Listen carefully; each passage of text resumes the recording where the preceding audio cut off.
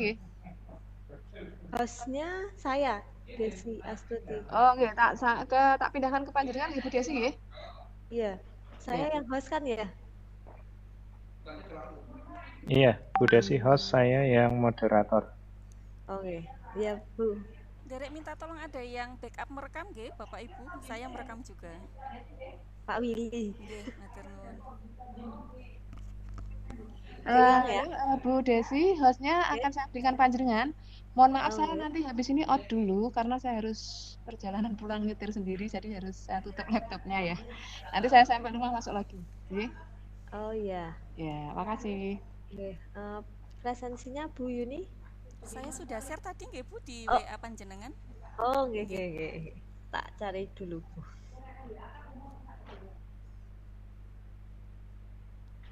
Oh, ning room kene, kudune ram 1 aku ya ora ngomongke. Ya.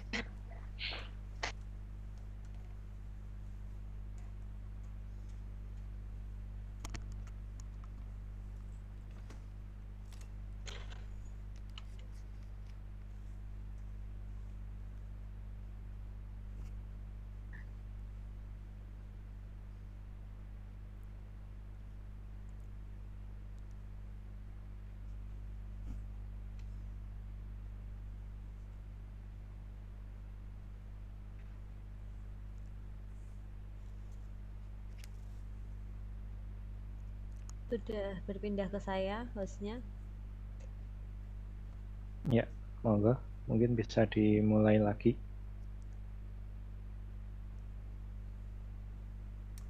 Iya. Presensinya bener ya, yang ini kok sama dengan yang atasnya ini? Oh, Pak Willy ya? Oke. Baik, bismillahirrahmanirrahim. Assalamualaikum warahmatullahi wabarakatuh. Waalaikumsalam warahmatullahi wabarakatuh. Selamat sore Bapak Ibu guru hebat peserta VCT dimanapun Bapak Ibu berada. Pada kesempatan sore hari ini, perkenankan saya Desi Astuti dari SMK N6 Purworejo untuk membersamai Ibu Yuni dan Bapak Willy yang akan mempresentasikan sebuah materi yang sangat menarik sekali. Sebelumnya, marilah kita panjatkan puji dan syukur kepada Tuhan Yang Maha Esa yang telah melimpahkan rahmat dan hidayahnya kepada kita semua. Sebelum masuk ke materi, perkenalkan di sini yang menjadi moderator adalah Bapak Willy SPD dari SMKN 6 Purworejo, dan yang menjadi presenter adalah Ibu Yuni Tri Supanti ST dari SMP Negeri 19 Purworejo. Tidak usah berlama-lama lagi, sesi selanjutnya saya serahkan kepada moderator Bapak Willy. Sumangga Bapak Willy. Ya, baik, terima kasih atas waktu yang telah diberikan oleh host Ibu Desi Astuti. Ya, selamat sore Bapak Ibu hebat semuanya. Sore ini kita akan berdiskusi mengenai materi yang sangat menarik, yang sangat industri 4.0 ini, ya, yang nanti akan disampaikan oleh Ibu Yuni Tri Supanti. Nah, materinya apa? Materinya yaitu membangun kelas digital dengan LMS Psikologi. Nah, kelas digital ini yang saya tahu adalah nanti kita bisa mengampu siswa-siswi kita tanpa harus berada atau bertatap muka dengan siswa-siswi kita. Jadi seperti apakah LMS Psikologi itu? Mari kita sama-sama ikuti presentasi dari Ibu Yuni Tri Supanti ST dari SMP Negeri 19 Purworejo. Kepada Ibu Yuni, waktu dan tempat kami persilakan. Terima kasih kepada Bu Desi dan Pak Willy atas kesempatan yang diberikan pada room ini. Bapak Ibu guru hebat sekalian, sebelumnya Assalamualaikum warahmatullahi wabarakatuh. Baik, sore ini kita akan sharing saja ya, saya kira seperti itu. Kita akan membahas tentang sebuah LMS LMS itu Learning Management System, ya, dalam tema membangun kelas digital dengan LMS psikologi. Sebenarnya LMS ini sendiri ada banyak sekali yang saya ketahui. Selain psikologi ada Edmodo, mungkin yang Bapak Ibu pernah dengar atau gunakan, atau Keeper School yang dulu beberapa tahun sedang marak ya. Sekarang mungkin semacam ruang guru seperti itu ya, seperti yang diutarakan oleh Pak Willy tadi. LMS psikologi ini termasuk sesuatu yang mungkin untuk guru-guru di era sekarang ya harus kita kuasai seperti itu ya. Dalam sebuah penelitian bahwa generasi sekarang itu disebut dengan generasi, kalau kita itu digital transmigran seperti itu. Jadi seusia-usia guru seperti kita digolongkan sebagai guru digital transmigran yang ketika kita lahir itu belum mengenal banyak teknologi, HP belum ada. Seingat saya HP itu saya kenal atau saya punya itu ketika saya kuliah semester 2 atau semester 3 waktu itu ya. Nah, sedangkan saat ini kita harus mengajar generasi yang digital natif ya. Generasi yang ketika mereka lahir sudah sangat mengenal teknologi, bahkan ketika dalam kandungan ya, dalam rahim ibunya pun mereka sudah sangat lekat dengan teknologi. Misalnya ibu hamil yang kemudian memberikan stimulasi untuk bayinya menggunakan lagu-lagu seperti itu ya, atau murotal Al-Quran menggunakan HP yang didekatkan ke perutnya seperti itu ya. Jadi anak-anak sekarang memang disebut sebagai digital natif karena mereka sangat lekat dan ketika lahir sudah sangat mengenal teknologi ya. Kita ketahui sekarang anak umur 1 tahun, 2 tahun, 3 tahun saja dipegangin HP, tidak kita ajari apa-apa sudah pintar main game seperti itu dan lain sebagainya. Baik, kita akan mengenal sedikit apa itu psikologi ya. Psikologi adalah salah satu learning management system atau yang dapat digunakan untuk kita gunakan membuat kelas maya seperti itu ya. Jadi dengan kelas maya ini atau disebut dengan e-learning kalau sekarang, jadi kita bisa memberikan tugas, memberikan materi, memberikan ulangan seperti itu secara online, tidak harus bertatap muka dengan siswa. Walaupun untuk sekarang belum banyak yang murni e-learning seperti itu ya, karena peran guru sendiri tentu tidak bisa digantikan dengan teknologi. Kita tetap harus bertatap muka ya. Hal seperti ini disebut dengan blended learning. Jadi ada presentasi antara e-learning kemudian juga tatap muka guru. Walaupun tidak bisa dipungkiri mungkin beberapa tahun ke depan peran guru sudah tidak banyak diperlukan lagi seperti itu, sudah digantikan dengan sistem seperti ini ya. Fitur unggulan psikologi, fitur psikologi sendiri ada 3. Yang pertama course, yaitu untuk membuat kelas mata pelajaran. Jadi menggunakan course ini kita bisa membuat kelas-kelas sesuai dengan kelas yang kita ampu. Misalnya kalau saya mengampu kelas 8 dan kelas 9, kelas 8 A, B, C, D, E, F dan kelas 9 A, B, C, D, F. Nah, dengan menggunakan fitur course ini kita bisa membuat kelas banyak 12 kelas itu tadi. Fitur yang selanjutnya adalah group, yaitu untuk membuat kelompok. Nah, dengan kelompok-kelompok ini kita bisa mengajak diskusi anak-anak. Kemudian resource, yaitu sumber belajar. Jadi segala soal, segala materi yang pernah kita buat bisa kita simpan di dalam resource atau sumber belajar yang kemudian di lain waktu bisa kita gunakan lagi atau kita panggil untuk digunakan lagi tanpa membuat yang baru. Nah, kelebihan Learning Management System atau LMS psikologi sendiri dari e-learning yang lain seperti itu ya. Yang pertama, tersedia fasilitas attendance atau absensi. Jadi menggunakan psikologi kita juga bisa memantau absensi siswa. Yang kedua, kode kelas untuk memasukkan siswa ke dalam kelas. Jadi ketika kita membuat kelas mata pelajaran pada fitur course tadi, setiap kelas nanti akan memiliki kode-kode kelas. Nah, menggunakan kode-kode kelas inilah nanti siswa-siswa akan join atau bisa masuk ke kelas yang kita buat seperti itu.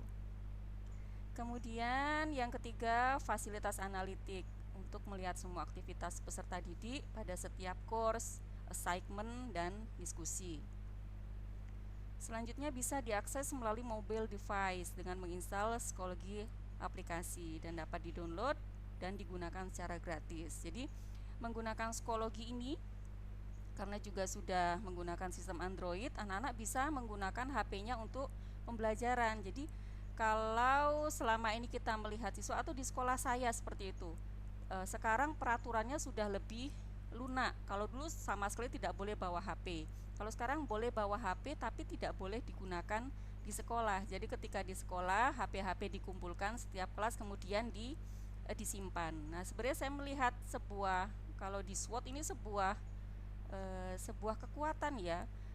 Hampir, karena saya guru BTIK, ketika saya survei dari kelas yang saya ampu, hampir 90% setiap kelas itu anak memiliki atau difasilitasi HP Android oleh orang tua mereka.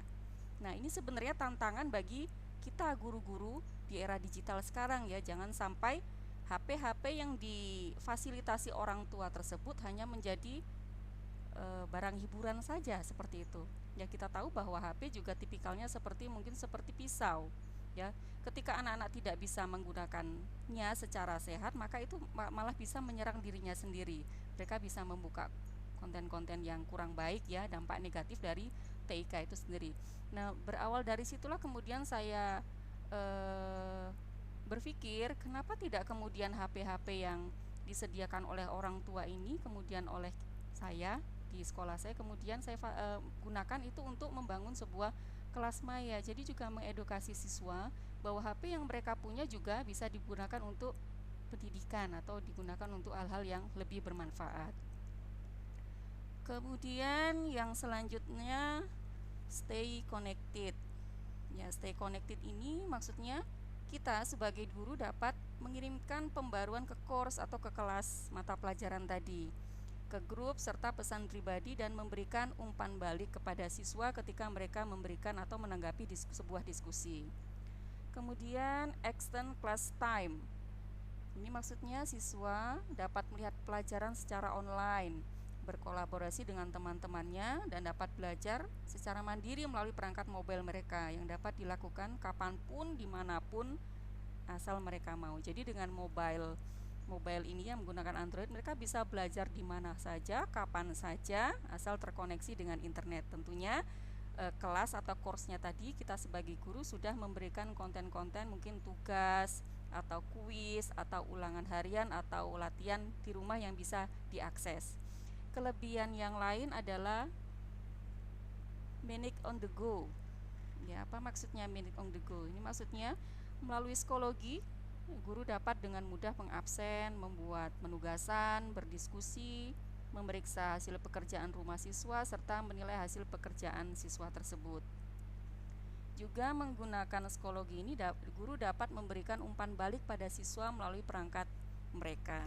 Jadi ketika diskusi kita bisa memberikan umpan balik atau tanggapan seperti itu. Nah, materi psikologi ini sebenarnya banyak sekali nggih Bapak Ibu, ada sekitar 28 item di sini, dari registrasi akun, mengedit profile, membuat kelas, akses kode kelas, setting buku nilai, copy setting buku nilai, membuat tes kuis dan lain sebagainya, sampai mengabsen kehadiran siswa. Jadi saya rasa kalau hanya 1 jam ini sebenarnya tidak akan sangat cukup ya, karena materi ini sendiri saya dapatkan secara online itu 10 hari seperti itu. Tapi paling enggak Bapak Ibu guru ya tahu apa itu psikologi, kemudian bisa mengeksplor lebih jauh setelah Vicon kali ini. Baik, yang pertama untuk membuat akun psikologi. Jadi akun psikologi ini ada 3 fasilitas. Ya, yang pertama untuk instruktur atau guru, yang kedua siswa, dan ketiga orang tua. Jadi kalau Bapak Ibu guru pernah menggunakan ruangguru.com juga seperti itu, sama ada akun untuk guru, ada akun untuk siswa, dan akun orang tua. Bagaimana cara membuat akun instruktur? Pertama kita memang alat dan bahan seperti yang digunakan. Yang pertama kita harus mempunyai perangkat, bisa menggunakan komputer atau menggunakan laptop itu tadi.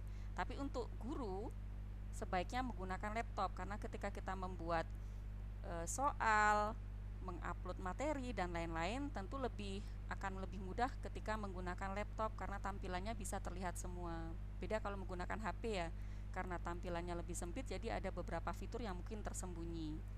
Jadi selain laptop ataupun HP tadi, yang kedua kita butuh sambungan internet. Ya, jelas seperti itu. Yang ketiga, untuk membuat akun, baik itu akun guru maupun siswa ataupun orang tua, yang dibutuhkan selanjutnya adalah email. Seperti itu.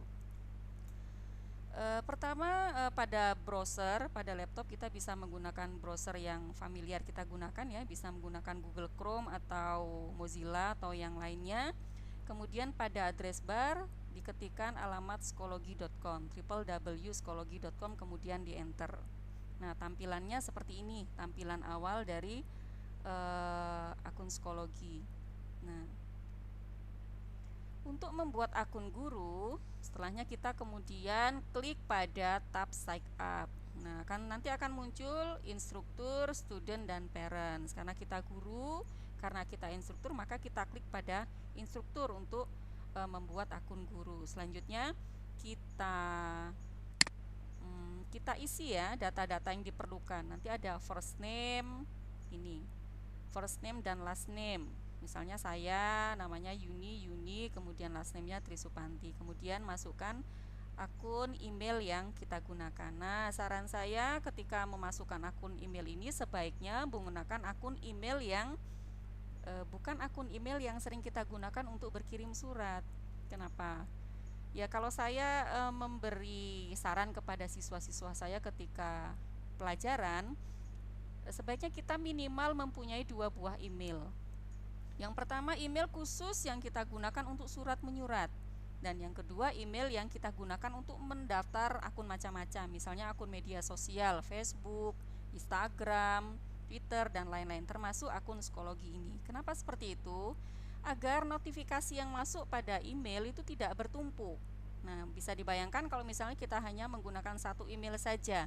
Padahal ketika kita mendaftarkan sebuah email untuk mendaftar, katakanlah misalnya Facebook seperti itu, maka notifikasi aktivitas yang ada di Facebook, baik itu ketika kita melike, ketika kita memposting status, kemudian ada yang mengomentari status kita, setiap aktivitas itu akan terekam dan masuk ke dalam email.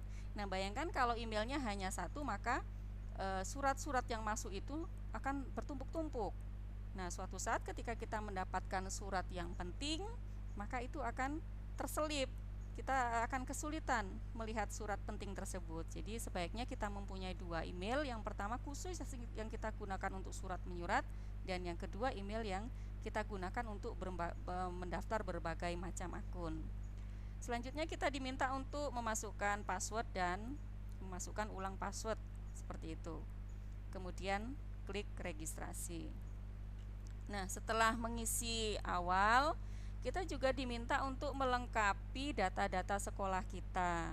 Nah, bagi sekolah yang sudah pernah mungkin gurunya mendaftarkan sekolahnya, maka pada bagian school ini sudah akan ketika kita ketik nama sekolah kita, maka sudah akan muncul pada pilihan di bagian bawah. Seperti itu, tinggal kita klik saja sekolah sesuai dengan sekolah kita. Nah, tapi apabila belum ada, yang kita pilih adalah select school, kemudian kita tuliskan secara manual, kemudian kita daftarkan sekolah kita seperti itu. Nah, setelah 2 aktivitas tadi kita lakukan, mendaftar, registrasi, kemudian mendaftarkan akun sekolah, akan muncul atau kita sudah sukses membuat akun psikologi kita, termasuk memasukkan nama sekolah kita pada akun kita seperti itu. Selanjutnya membuat kelas pada LMS psikologi. Nah, untuk kali ini mungkin saya langsung praktek saja, nggih. Ini saya keluarkan atau seperti apa? Saya stop dulu. Saya buka yang ini.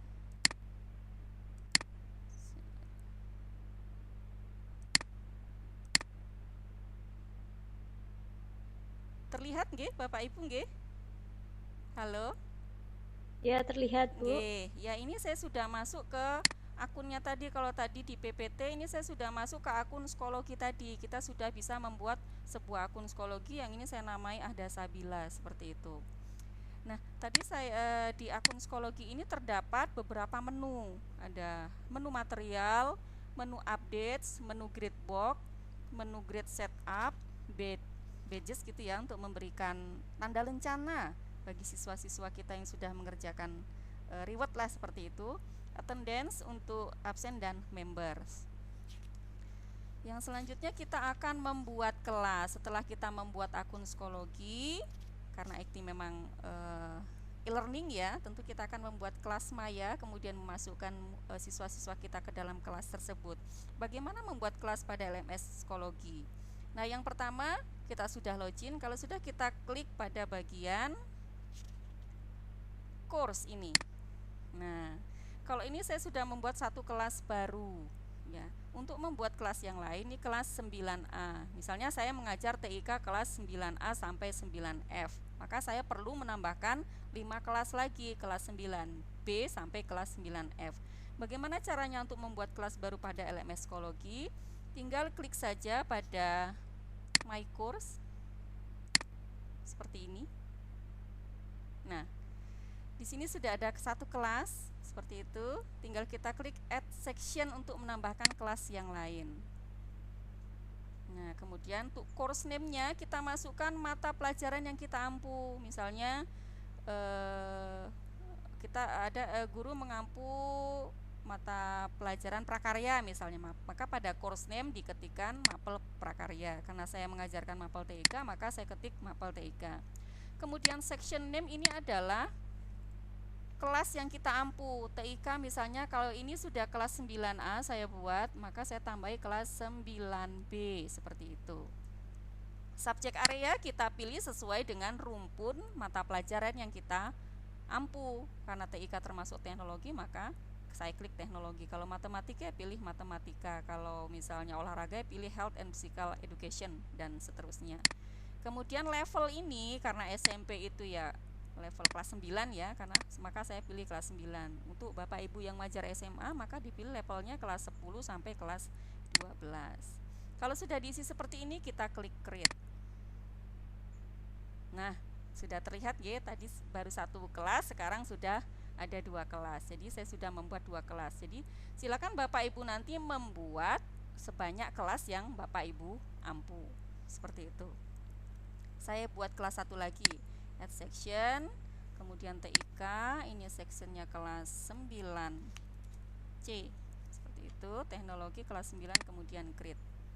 Nah, sudah ada 3 kelas. Gampang sekali nggih Bapak Ibu, seperti itu. Yaitu tadi untuk membuat kelas. Selanjutnya, nah ketika kita klik pada bagian course, jadi pada bagian atas ini ada yang paling sering kita buka nanti pada bagian course ini. Course ada group, kemudian resource atau sumber daya tadi nggih.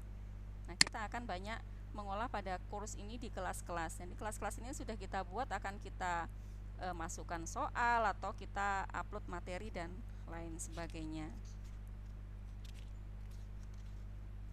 Nah, di setiap kelas ini, misalnya kelas 9A, kemudian kita klik, kita akan menambahkan banyak hal di kelas 9 kelas ya. Setiap kelas itu tadi dikatakan salah satu keunggulan dari psikologi ini memiliki kode akses kelas tertentu. Nah, pada kelas 9A ini ketika diklik memiliki kode akses kelas unik yang tidak sama dengan kode kelas yang lain yang sudah kita buat. Ini tempatnya di sini, akses kode. Di sini kodenya. Nah, kode kelas ini harus kita catat.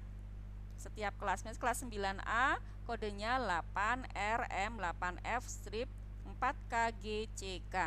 Setelah kita simpan atau kita ya simpan seperti itu, kemudian ketika siswa-siswa sudah membuat akun juga, akun psikologi, maka kita minta siswa untuk bergabung ke kelas 9A menggunakan akses kode kelas ini. Jadi untuk kelas 9A diberikan akses kode sesuai dengan akses kode kelas 9A. Untuk 9B akses kode kelas 9B, begitupun kelas yang lain. Jadi kalau kita lihat di sini kelas 9A 8RM8F.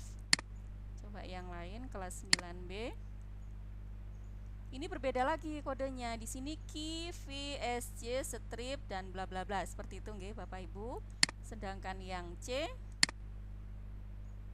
mempunyai akses kode kelas yang berbeda pula. Jadi jangan ketika kita memberikan kepada siswa untuk join atau masuk ke kelas 3 jangan salah, nanti siswa akan salah kamar seperti itu, salah kelas. Itu tadi, setiap kelas mempunyai kode akses yang akan kita berikan kepada siswa untuk bisa masuk ke dalam kelas-kelas sesuai dengan kelas mereka. Selanjutnya yang kita lakukan adalah setting buku nilai. Nah, jadi sebelum pertama salah satu fungsi dari kelas online adalah kita bisa melakukan ulangan online. Nah, sebelum membuat soal, tentu kita akan membuat aturan-aturan seperti itu ya, berapa skornya dan lain sebagainya. Nah, pada psikologi ini setting buku nilai kita lakukan atau kita buat pada fungsi pada menu grade setup. Diklik pada bagian grade setup seperti ini. Nah, kalau kelas 9A tadi sudah ada ya. Coba kita buat kelas yang 9B. Yang 9B belum ada ini. Nah, ini grade setup. Nah, yang akan kita setting dari grade setup ini hanya 4 saja. Yang pertama pada bagian kategori, kemudian grading period dan final weight, kemudian final grade setting dan scale atau rubrik. Atau rubrik ini untuk kita memberikan penilaian seperti itu nggih Bapak Ibu. Kalau kita membuat RPP kan pasti ada rubriknya. Yang pertama kita akan men-setting kategoris.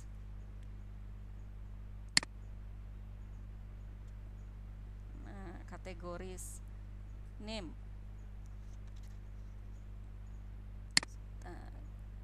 Ya, yang pertama kategoris name. Ya, kategori name. Jadi kategori ini kita akan membuat sesuai dengan penilaian. Kalau di Kurtilas kan ada ulangan harian, ada penilaian akhir tahun ya, penilaian tengah semester, atau ulangan harian atau tugas seperti itu. Jadi kategori-kategori ulangan atau tugas yang akan kita berikan kepada siswa. Misalnya kategori name-nya ulangan harian. Nah, calculate by-nya kita total PTS saja ya, karena nanti grade-nya biasanya kita akan memberikan nilai dari ring 0 sampai 100. Jadi total saja, kemudian drop loss-nya kita biarkan 0 seperti ini, kemudian create. Nah, kita sudah membuat satu kategori untuk ulangan harian. Selanjutnya kita buat kategori yang lain. Penilaian tengah semester. Sama, calculate by-nya kita totalkan saja dengan grade tertinggi, nanti nilai tertinggi dan terendah, kemudian grade. Jadi kita buatlah kategori sesuai dengan penilaian yang kita rencanakan pada materi atau mata pelajaran yang kita ampu. Selain tengah semester, kemudian ada penilaian misalnya tugas PR, pekerjaan rumah. Nah, create. Satu lagi misalnya penilaian akhir semester. Nah, kita sudah membuat 4 kategori: pekerjaan rumah, penilaian akhir semester, penilaian tengah semester, dan ulangan harian. Monggo silakan Bapak Ibu nanti membuat kategori sesuai dengan penilaian yang akan Bapak Ibu berikan. Kemudian grading period dan final weights ini untuk menentukan dari semester. Kita kan punya 2 semester, genap dan ganjil atau semester 1 dan 2. Ini kita setting dulu seperti itu. Nah, tinggal dimasukkan saja ini karena sudah ada. Ini ada semester genap dicentang. Kemudian untuk a new grading period ini karena sudah ada semester genap, kita akan membuat semester ganjil. Tinggal dimasukkan saja. Kemudian di sini semester gasal seperti misalnya ya 2018 2019. Nah, kalau semester gasal kan startnya dari bulan Januari nggih. Januari kita sesuaikan tanggalnya 1 Januari 2019 sampai dengan Juni nggih. Juni Nah, 30 Juni 2019. Kemudian kita save seperti itu. Nah, di sini sudah ada dua ya, semester genap dan semester ganjil. 100 dengan presentasi 50%, 50% seperti itu. Kemudian yang kita setting selanjutnya adalah rubrik. Ya, di sini sudah ada dua, rubrik numerik dan yang dibintangi atau menjadi favorit ini numerik ya, karena memang biasanya kita memberikan penilaian dari 0 sampai grade 100 seperti itu. Nah, mungkin kita akan membuat rubrik berupa predikat. Ya, kita bisa buat rubrik predikat. Oh, no, tidak seperti itu.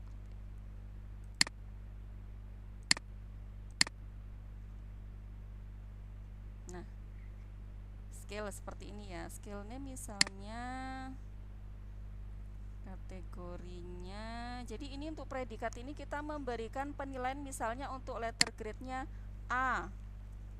Ring-nya misalnya A dari ring misalnya berapa nggih? 90 misalnya sampai 100. Itu untuk letter grade A.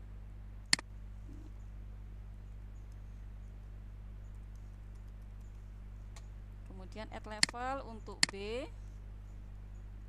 Skalanya misalnya 89. Oh no. Misalnya 89 sampai dari berapa nggih? 70.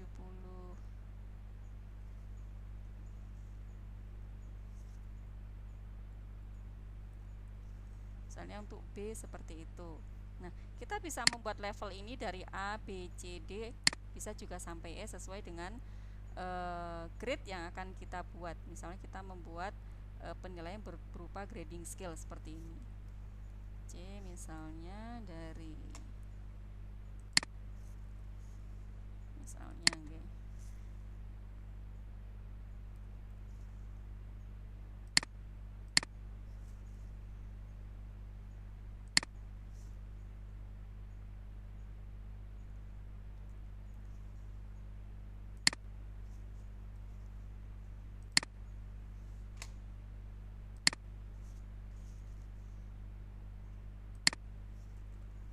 Dianggap kalau nilainya dari 0 sampai 59. Kalau sudah kita save change, kita simpan seperti itu. Nah, tadi pada scale atau rubrik hanya ada dua rubrik saja, numerik dan yang satunya sudah kita tambahi grade tadi yang berupa skala ya A, B, C, D, E, maka akan muncul satu lagi rubrik seperti ini. Selanjutnya yang kita setting selanjutnya adalah final grade setting. Nah, ini kita grade book scale-nya kalau kita memberikan penilaian berupa angka dari skala 0 sampai 100, kita pilihnya numerik ya. Ini kita centang untuk kalkulatifnya dan untuk yang di bawah control grading columns in gradebook, kemudian visibility setting kita biarkan saja seperti ini. Jangan lupa pada bagian bawah kita save change untuk menyimpan perubahan.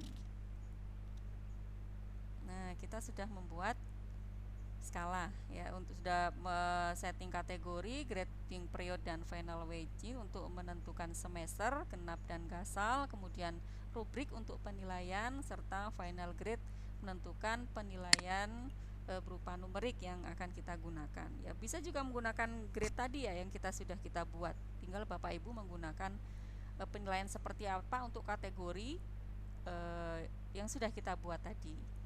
Ya. Selanjutnya kita akan membuat tes kuis. Nah, setelah membuat rambu-rambu ya, rambu-rambu dari kategori yang sudah kita buat, kita akan membuat kuis ya. Untuk membuat kuis kita tentukan kelas apa dulu yang akan kita buat, kemudian kita pilih menu material. Nah, pada menu material ini akan ketika klik pada tab add material akan muncul banyak menu lagi.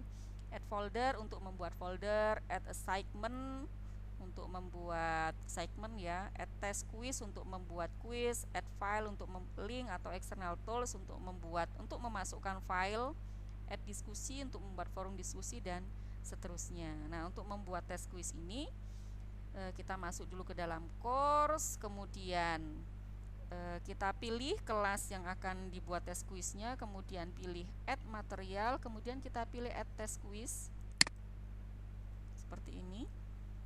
Nah, baru kemudian pada jendela baru yang muncul create test quiz ini kita isi kolom-kolom yang diperlukan. Nah, name-nya apa? Ini bisa kita isi sesuai dengan kategori yang sudah kita buat tadi. Misalnya kita akan membuat ulangan harian. Ini karena kita sudah memasukkan pada grading setupnya tadi ya, pada kategori di bawahnya sudah akan tampil pilihan-pilihan sesuai dengan kategori yang kita buat. Kita kali ini akan membuat ulangan harian misalnya, ulangan harian.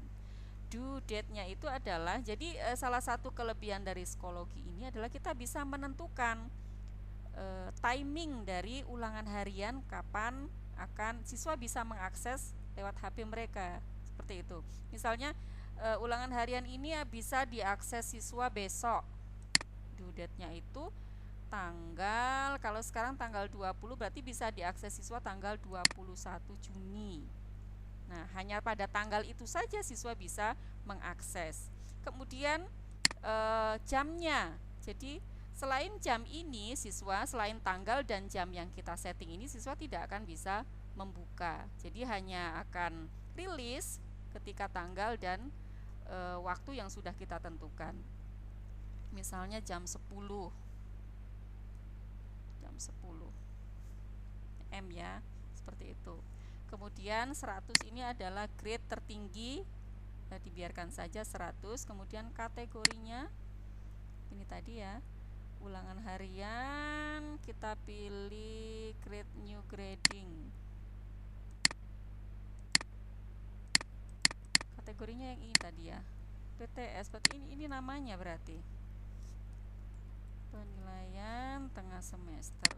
Nah, ini di semester genap misalnya. Kemudian faktornya kita abaikan, kita pilih numerik untuk penilaiannya, yaitu penilaian dari skala 0 sampai 100, kemudian grade. Nah, sudah. Kita sudah akan mulai membuat tes kuis. Pada tes kuis ini ada 5 tab, yaitu tab question untuk membuat soal-soalnya, setting, berisi, nanti durasi dari lama siswa bisa mengerjakan, apakah bisa diulang dan lain sebagainya. Preview ini adalah tab untuk melihat soal yang sudah kita buat sebelum kita rilis. Result ini adalah tab untuk melihat hasil dari ketika siswa sudah mengerjakan tugas-tugas atau ulangan online yang sudah kita rilis. Nah, yang pertama kita akan membuat soal dulu ya. Klik tab question, kemudian add question. Nah, pada add question ini kita tahu bahwa banyak sekali jenis-jenis soal ya. Ada soal pilihan ganda, soal true false, atau soal mencocokkan atau matching seperti itu, atau soal esai. Pada kali ini biasanya kita membuat soal yang multiple choice ya. Kita coba membuat soal multiple choice, pilih yang multiple choice. Nah, akan muncul isian untuk kita memasukkan soal. Nah, pada area yang lebar ini seperti pada Microsoft Word, ini adalah dokumen area untuk kita membuat soal itu sendiri. Silakan Bapak Ibu ketikkan soal pertama yang akan dibuat. Misalnya saya akan membuat soal salah satu di bawah ini. Di bawah ini yang bukan merupakan browser internet adalah titik-titik. Nah, ini soalnya. Kemudian choice ini adalah pilihan. Karena ini soal pilihan ganda, maka untuk level SMP pilihannya ada A, B, C, D. Kalau SMA biasanya ditambah E, seperti itu ya. Nanti akan bisa kita tambahkan add choice kelima, seperti itu. Untuk pilihan pertama, di bawah ini yang bukan merupakan browser internet, ada yang pertama, misalnya kita buat di sini Microsoft Word. kemudian ada Mozilla Firefox, kemudian ada Internet Explorer, yang selanjutnya ada Opera Mini misalnya. Nah, pada bagian correct answer ini adalah kita centang dari jawaban yang benar, jawaban dari pertanyaan yang kita buat di atas. Nah, kalau untuk jawaban soal yang bukan merupakan browser internet adalah Microsoft Word, maka jawabannya pada bagian correct answer kita centang seperti ini. Selanjutnya kita klik random choice. Ya, random choice ini gunanya untuk mengacak. Jadi ketika siswa mengerjakan soal, itu otomatis ketika mereka mengakses ulangan, ketika pernah pengalaman saya di kelas itu anak-anak menggunakan HP mengakses soal ulangan harian waktu itu, mereka bertanya, "Bu, soalnya berbeda ya?" Saya hanya tersenyum saja. Ini tidak berbeda karena memang saya klik pada bagian random choice, ini jadi soal dan bahkan pilihan gandanya pun mengacak sendiri. Jadi anak-anak menganggap itu soal yang berbeda dari teman di sebelahnya. Kemudian grading points ini adalah salah satu hal yang harus kita isi. Ini adalah misalnya kita akan membuat 10 soal dengan nilai tertinggi 100. Berarti setiap soalnya akan kita beri grading atau poin 10. Seperti itu, oke. Kalau misalnya soalnya 10, nilai penuhnya, nilai tertinggi 100, maka satu soalnya grading poinnya adalah 10. Ini wajib diisi. Nah, kalau soalnya hanya 5, maka kita isi 20 setiap poin soalnya. Setelah selesai seperti ini, kita klik create question. Nah, ini sudah muncul satu soal. Di bawah ini yang bukan merupakan browser internet adalah, kalau kita lihat di preview,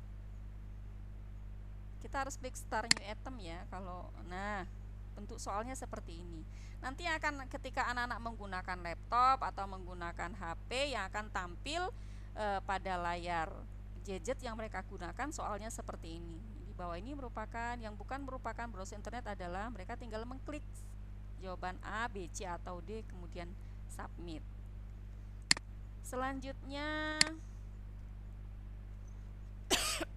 kita akan membuat bagaimana kalau membuat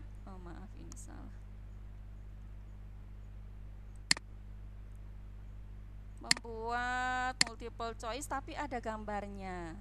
Nah, untuk membuat soal bergambar tentu kita sudah menyediakan gambarnya terlebih dahulu yang kita simpan pada drive pada laptop atau komputer yang kita gunakan. Nah, kita menggunakan icon ini, insert content. Ya, jadi insert untuk masukkan macam-macam konten. Nanti di bawahnya ada image untuk masukkan gambar, link untuk masukkan link mungkin dari internet yang sudah kita simpan linknya, kemudian memasukkan simbol, memasukkan equation. Nah, salah satu fitur atau fasilitas yang menurut saya sangat dimanjakan ya di psikologi ini, berbeda dengan LMS yang lain, adalah pada psikologi ini disediakan fitur untuk memasukkan equation.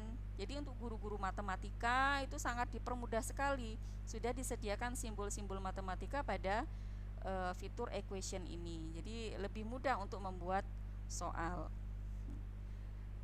Kita akan masukkan gambar ya, misalnya image, kemudian kita browse, kita cari attach file. Gambar apa ya?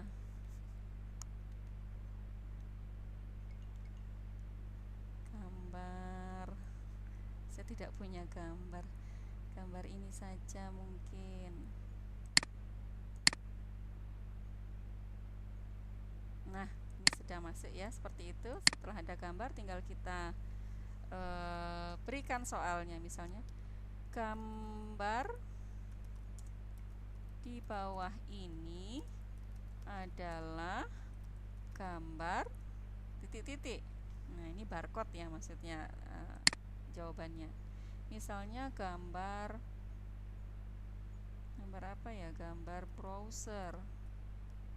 Anggaplah seperti itu, gambar aplikasi pengolah kata, misalnya, kemudian ini gambar barcode, kemudian gambar icon PowerPoint, seperti itu. Nah, sekali lagi, setelah memasukkan gambar beserta soalnya, kita isi pilihan jawabannya dari A, B, C, D ini. Kemudian jangan lupa centang untuk jawaban yang benar dari pertanyaan yang ada di atas. Ini jawabannya adalah barcode, kita centang seperti itu. Kemudian random choice agar nanti soal dan pilihan jawabannya juga acak antara ketika diakses oleh siswa. Grading periodnya jangan lupa kita isi. Misalnya kita isi 50 saja ya, karena kita bikin 2 soal saja. Create question.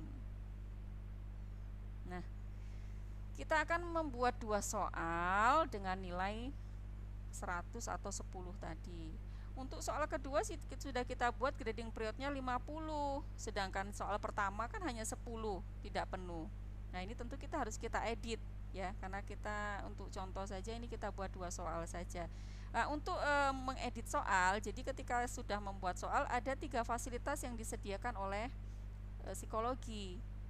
Untuk mengedit, jadi ada 3 hal yang bisa diedit. Pertama, mengedit soal apabila soalnya akan kita perbarui, kemudian mendelete atau menghapus soal, dan kemudian add to bank. Jadi ketika sudah kita membuat soal ini bisa kita simpan pada bank yang kemudian akan tersimpan pada result ini. Jadi ketika kita sudah membuat 1 kali soal, bisa kita simpan pada bank soal yang sewaktu itu bisa kita gunakan kembali. Ya, mungkin untuk matematika mungkin soalnya angkanya yang diubah atau lain sebagainya itu sangat mungkin. Jadi kita punya simpanan soal dari bank soal yang kita buat. Nah, untuk mengedit soal, mengubah soal, tinggal klik soal mana yang akan diedit, kemudian pilih tanda pengaturan yang ada di pojok kanannya, klik pada panah ke bawah, ada 3 fasilitas, edit, add to bank, dan delete. Untuk mendelete, tinggal klik delete saja, maka soalnya akan hilang atau terhapus. Untuk edit, mengedit, karena kita akan mengedit tadi ya, grading pointnya ya, karena mestinya ini 50-50, karena kita akan membuat 2 soal saja.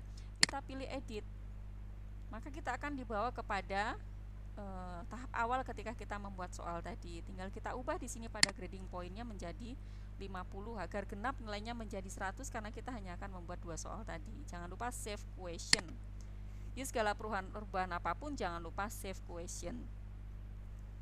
Nah, kalau sudah 2 soal yang kita buat, kita klik pada bagian setting.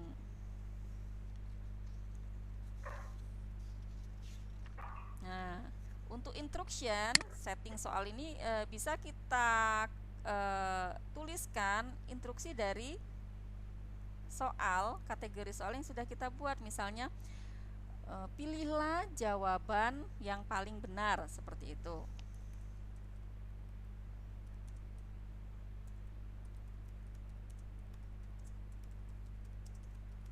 Jawaban yang benar ya, jawaban yang benar. Nah, submissionnya ini wajib di enable, karena kalau di disable nanti tidak bisa diakses siswa. Time limit. Nah, time limit ini gunanya untuk kita membuat durasi berapa lama siswa bisa menggunakan. Misalnya kita ketika ulangan online di kelas, kita membutuhkan waktu 30 menit, maka kita time limitnya kita pilih yes, kemudian kita pilih berapa menit.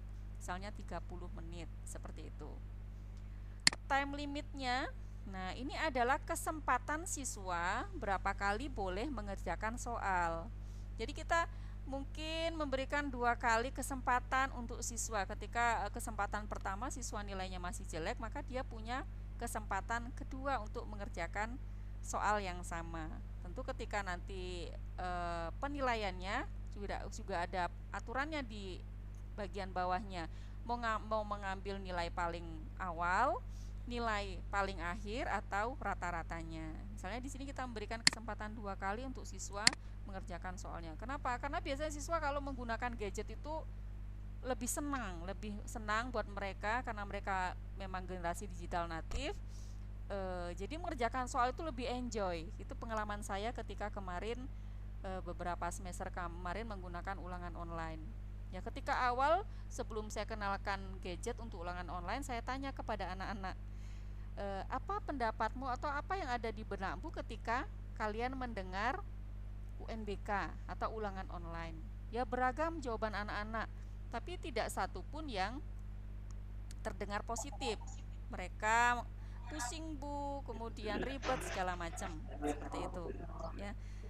Kemudian setelah saya kenalkan, saya lakukan ulangan online menggunakan gadget, saya tanyakan kembali testimoni mereka selama mengerjakan ulangan online. Mereka menganggap itu sesuatu yang menyenangkan, mudah, dan lain sebagainya. Ya. Ya. Halo. Okay. Halo. Okay. Bu Desi, mungkin partisipan lain bisa di-mute dulu. Kayak Bu Yuni ini juga waktunya sudah 50 menit hampir.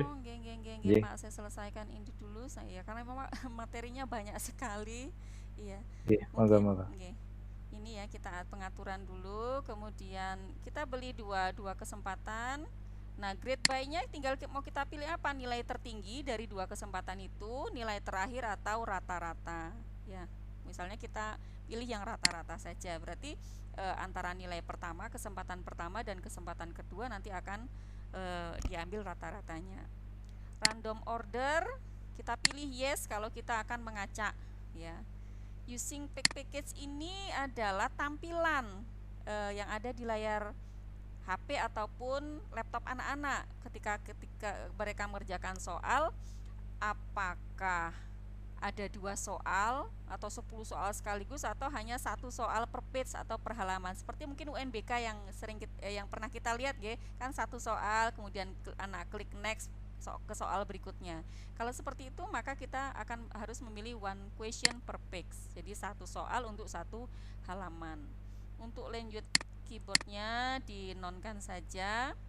Question review ini kalau kita question review harus di yes kan ya, harus di yes, karena kalau tidak siswa tidak bisa review itu ketika dia mau balik ke belakang, ketika mungkin ada soal yang dia ragu-ragu, dia lewati terlebih dahulu. Kalau tidak diklik yes maka tidak bisa mereview ya soal-soal berikutnya. Resumable ini di yes. View submission ini kalau kita mau menampilkan jawaban dari soal tersebut ya, biasanya kita no-kan saja seperti itu. View submission, lihat nilainya. Kalau sudah hide point value ini kita mau menampilkan nilai akhir langsung tertampil dilihat oleh anak atau tidak, ini tergantung ya, seperti itu. Setelah itu jangan lupa save change.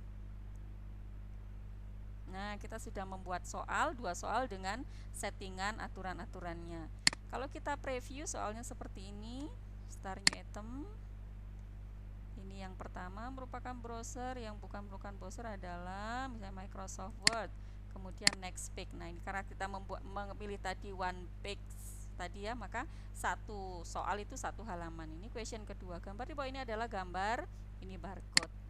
Nah, kemudian preview answer. Nah, seperti itu. Result.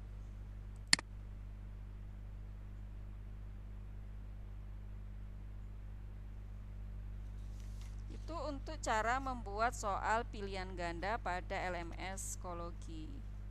Nggih, Pak Willy. Halo Pak Willy. Nggih, Bu. Apakah masih saya lanjutkan materinya? Masih banyak sekali. Mungkin lain kali dilanjut lagi, Bu, ya. Okay. Sudah 52 menit. Sepertinya. Ini ada pertanyaan juga. Ya. Mungkin jadi biar ada sesi diskusinya, nggih. Ya, dari Pak Andri ini, Bu. Bagaimana cara menarik siswa untuk mengikuti kelas online yang sesungguhnya? Misal anak di rumah, guru sedang diklat begitu. Nah, jadi kan biasanya siswa untuk mengikuti kelas online ini sangat kurang berminat begitu. Monggo, Bu. Kalau pengalaman saya di sekolah saya itu anak sangat berminat sekali. Bapak Ibu. Jadi kalau di peraturan di sekolah saya, anak-anak boleh bawa HP tapi tidak boleh digunakan.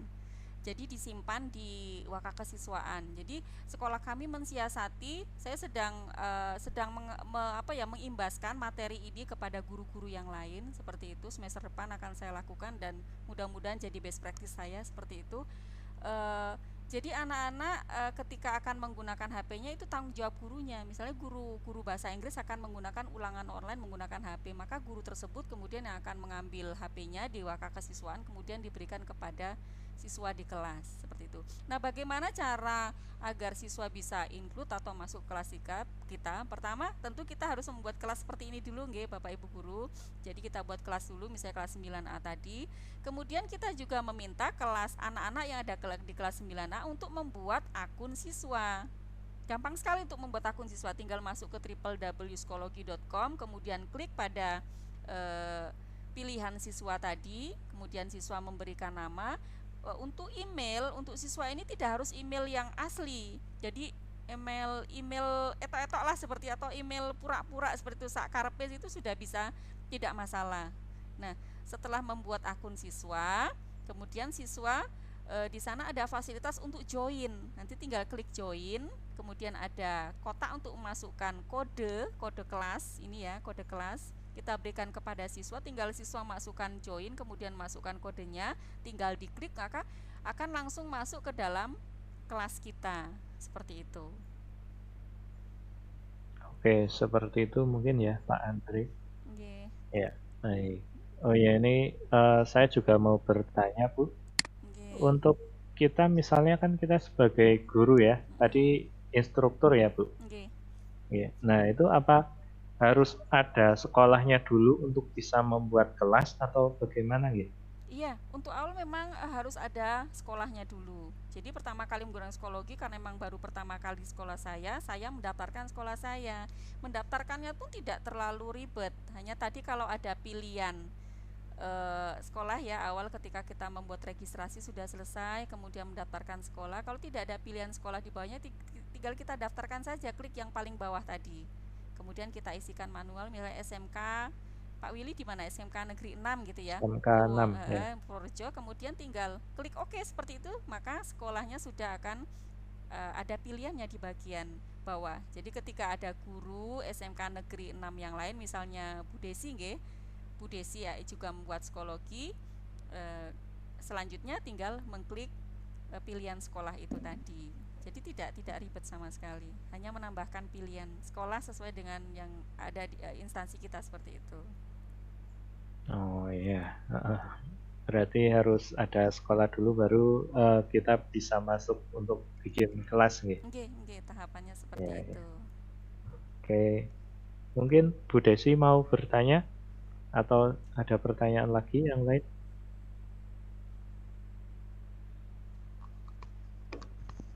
Halo. Sudah Pak. Sudah. Okay. Oh iya. Mungkin Bu. Ada pertanyaan? Halo Pak. Oh ya, Ayu Putri. Halo. Nggih. Ya. Halo Pak. Ya, saya Pak. Ya. Mau tanya dengan Bu Yuni ya. Tadi saya sudah tengah-tengah masuk menggantikan Bu Trisni. Di sini saya mau tanya Bu Yuni. Okay. Tadi Bu Yuni saat mempresentasikannya input soal untuk ulangan tengah semester ya Bu ya, contohnya ya. Di situ ada apa, guru bisa memasukkan materi nggak Bu di situ, atau hanya khusus untuk tes saja? Ini yang bisa, apa namanya, fasilitas yang ada di situ hanya untuk tes saja, atau bisa untuk belajar online gitu di situ, misalnya siswanya guru bisa mencantumkan materi-materi di situ, bisa? Bisa Ibu. Jadi di menu gitu, material ini pada question kan ada add question, okay? Add question, sebentar gitu.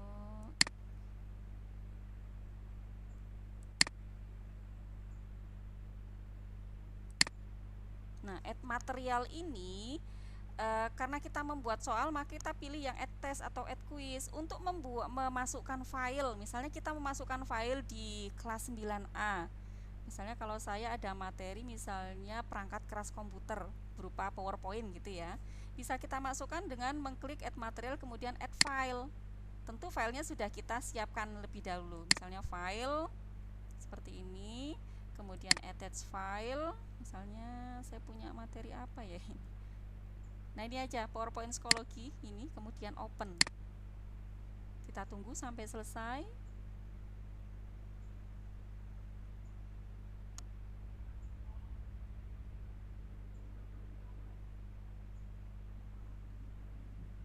Oke, kalau sudah kita add. Nah ini sudah ada materi yang kita masukkan pada kelas 9A. Nah ini ketika anak-anak membuka gadget mereka, entah itu komputer atau laptop, itu bisa kita gunakan untuk program literasi juga Bapak Ibu. Misalnya kita buat penugasan, anak-anak nanti tugasnya adalah membaca sebelum besok masuk ke kelas, kalian harus sudah membaca tentang materi psikologi seperti itu. Jadi anak-anak di rumah atau dimanapun lah ketika mereka istirahat, bayangan saya kan kalau siswa di sekolah itu hanya menggunakan fasilitas wifi itu hanya untuk ngegame kalau di sekolah saya. Jadi bayangan saya kalau semua guru menggunakan LMS ya, Learning Management System, anggaplah psikologi seperti ini, jadi mereka disibukkan dengan tugas-tugas seperti itu. Jadi tidak melulu hanya berupa hiburan. Jadi mereka bisa membuka semua file-file yang sudah kita upload seperti itu. Nah ini tampilan ketika siswa membuka. Nah seperti ini ya, persis sama seperti PowerPoint yang berarti kita bisa membaca maupun mendownload juga ya? Bisa berarti Ibu, siswa iya. Ini ada fasilitas downloadnya seperti itu, bisa di print atau anak-anak bisa membaca dimanapun, kapanpun asal terkoneksi dengan internet. Kan seperti itu konsep dari e-learning. Okay. Ya, terima kasih Bu ini sama-sama atas penjelasannya. Iya, terima kasih Bu Ayu Putri. Ya. Mungkin cukup nih, bisa menarik kesimpulan Bu Yuni, monggo. Iya, memang untuk era sekarang mau tidak mau guru seperti kita harus melek teknologi. Bapak Ibu, ada banyak sekali sarana untuk kita bisa menimba ilmu, baik itu online maupun offline seperti itu. Jadi salah satu e-learning ini adalah salah satu hal yang harus kita kuasai menurut saya di era sekarang, karena memang kita berhadapan dengan siswa-siswa yang saya jelaskan tadi bahwa mereka termasuk dengan generasi yang digital natif ya. Tidak mungkin sudah tidak zamannya lagi kita banyak menerangkan seperti konsep K13 kan memang student center seperti itu. Kita hanya menjadi fasilitator seperti itu. Jadi mengarahkan siswa dan lain sebagainya, dan LMS psikologi ataupun yang lain ini bisa menjadi sarana yang sangat baik untuk mengemas pembelajaran student center itu tadi ya. Dan insya Allah ini mau saya buat bukunya Bapak Ibu, apabila Bapak Ibu mungkin menghendaki untuk belajar lebih jauh, insya Allah sudah akan segera terbit seperti itu. Iklan informasi. Mungkin seperti itu yang bisa saya sampaikan untuk materi sore ini. Lebih dan kurang saya mohon maaf dan semoga bermanfaat. Saya cukupkan. Wassalamualaikum warahmatullahi wabarakatuh. Waalaikumsalam warahmatullahi wabarakatuh. Oke, terima kasih kepada Bu Yuni yang sudah mempresentasikan materi yang sangat luar biasa. Mungkin lain kali ada sesi berikutnya ya Bu Yuni. Sepertinya materinya belum tuntas. Sangat belum tuntas Pak. Ya, nanti mungkin bisa membantu teman-teman lain yang butuh presenter ya. Ya, mungkin seperti itu dari kami. Terima kasih atas perhatian dan partisipasi Bapak Ibu semua. Saya cukupkan untuk sesi sore hari ini. Waktu dan tempat saya kembalikan ke host Bu Desi. Semoga Bu Desi. Oke, terima kasih Pak Willy. Terima kasih kepada Bu Yuni yang telah menyampaikan materi yang baru bagi saya dan mungkin baru juga bagi Bapak Ibu yang lain. Terima kasih juga para Bapak Ibu yang telah berpartisipasi di forum ini. Sudah sore, kita cukupkan pada materi kali ini. Dengan marilah kita tutup bersama-sama dengan membaca hamdalah. Alhamdulillahirrabbilalamin. Sekian dan terima kasih. Assalamualaikum warahmatullahi wabarakatuh. Waalaikumsalam warahmatullahi wabarakatuh.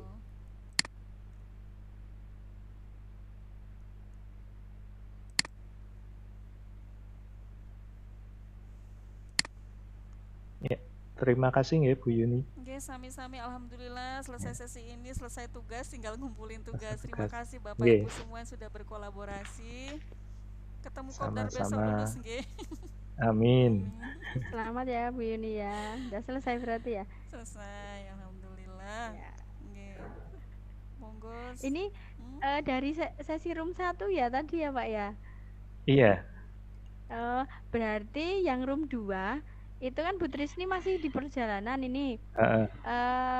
Apa disuruh masuk di room ini dulu untuk melanjutkan kalau Bu Trisni, tapi kalau Bu Trisni sudah buka room 2 ya di room 2 saja, kalau belum apa iya, mungkin masuk di room ini saja gitu biar mungkin masuk di room ini saja yang masih terbuka.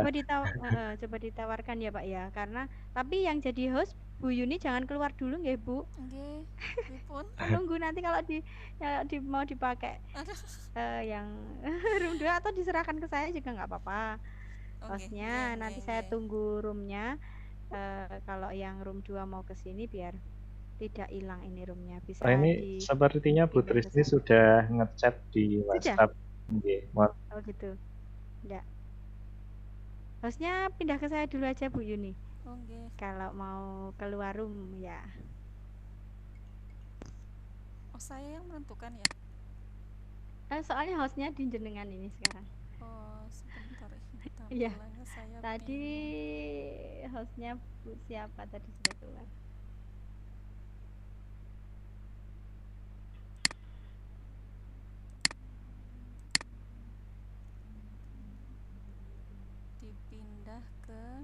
Dipindah ke saya, Ayu Putri. Ini kok tampilannya jadi seperti sebentar Ibu. Oh ya ini. Klik nama saya saja. Kemudian the presenter, kok jadi presenter ya? Make a host ada.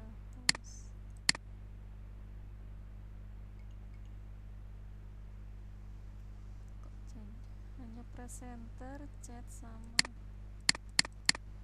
Maaf, barusan terputus. Mungkin di room 2 saja mungkin ya. Ya, kalau room 2 sudah dibuka, room 2 nggak apa-apa Pak jalan, tapi yang room 4 ini biar saya tunggu saja hostnya si saya, nggih. Sampun Ibu? Iya, benarkah? Ya, sampun Bu. Nggih. Kalau sudah terima kasih. Ya, saya tak mau pulang dulu, masih di sekolah ini. Iya, saya terjebak di lab juga ini. Monggo. Sugeng sonten nggih. Izin lab nggih, Ayu. Monggo Bu, monggo nggih.